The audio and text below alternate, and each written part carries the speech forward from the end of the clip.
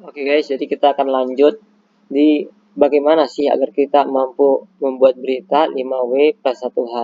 Nah, namun ini bukan hanya soal berita, tapi juga kita kolaborasikan dengan SEO Whitehead. Jadi SEO itu ada dua, pertama Whitehead, yang kedua Blackhead. Namun kita cari yang aman, yang normal, yang bisa kita gunakan sebagai jangka panjang. Nah, ini sebagai mungkin kita sharing ilmu saja lah.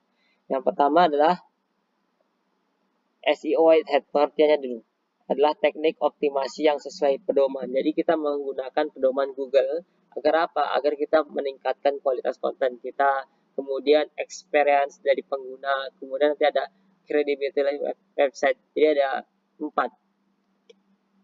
Expertise, experience, authority, satunya ada lagi. EEAT, trusted, terpercaya. Nah, kemudian strukturnya jelas, kita menggunakan 5W1H. Yang pertama siapa, apa, kapan, di mana, mengapa, dan bagaimana. Ini ada dalam struktur beritanya. Biasanya kalau kalian yang jurusan jurnalistik pasti paham lah. Soalnya ini pernah kami pelajari ketika dulu sebagai PIMRED, pimpinan redaksi di Darussalam Post, dan juga pernah menjadi pimpinan umum di Darussalam Post kampus 6 di Kendari waktu itu. Nah, contohnya kita langsung learn by doing saja ya. Contohnya ada berita tentang isu reshuffle kabinet menguat. Nah, publik menanti keputusan. Nah, di sini kita mengarahkan. Pertama mengarahkan bahwasanya informasi yang ada adalah isu reshuffle menguat setelah Presiden menyatakan bahwa keputusan akan diumumkan dalam beberapa minggu ke depan. Publik dan pasar menunggu dengan antusias dampak perubahan ini terhadap stabilitas politik dan juga ekonomi. Pertama kita mengarahkan dulu, kemudian isi beritanya yaitu menjelaskan tentang pernyataan istana. Ini artinya ujaran ya. Kami meminta masyarakat tetap tenang dan menunggu informasi resmi. Ini salah satu contohnya. Kemudian adalah dampak ke pasarnya. Siapa yang berdampak? Oh, dampaknya adalah analisis pasar memprediksi bahwa rumus reshuffle dapat mempengaruhi indeks harga saham gabungan dalam jangka pendek. Nah, ini contohnya dampak karena ada isu reshuffle tadi. Ini salah satu contoh saja. Kemudian bagaimana respon publiknya?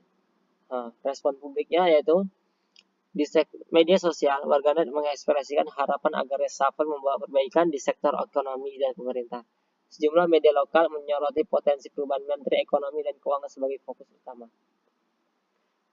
Jangan lupa dari siapa, masalahnya apa, kapan terjadinya, di mana terjadi. Oh, ternyata yang terjadi dalam isu kabinet, pernyataan istana, dan lain sebagainya.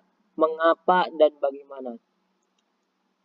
Kemudian sejarah reshuffle kabinet sebelumnya menunjukkan efek signifikan terhadap kebijakan. Ini mungkin bisa kalian tuliskan jikalau kalian menginginkan tulisan yang sesuai dengan konteks berita kalian.